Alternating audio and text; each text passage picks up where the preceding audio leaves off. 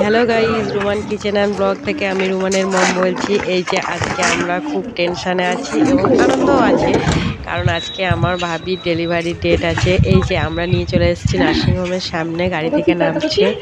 তো এই দেখুন আমার মেয়ে রোমান, ও নামছে। এক এক করে সবাই নামছে, আমরা এবার ভিতরে ঢুকবো।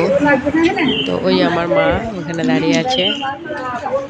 আর আমরা অনেকে গেছি, আমার মা, আমি, আমার মেয়ে, আমার ছেলে, আমার ভাই, তারপর হচ্ছে আমার পিসি, তারপরে ভাবির পিসি, ভাবির মা।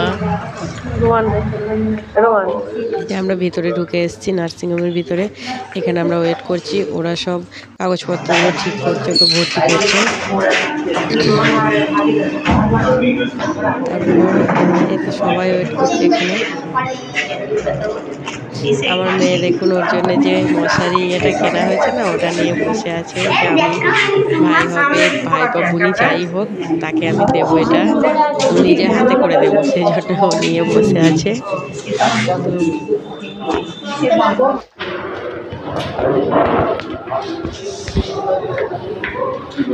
এই তো ও হচ্ছে ওটিতে ঢুকে গেছে। আমরা এখন এখানে ওয়েট করছি যে কখন মানে সুসংবাদটা পাবো।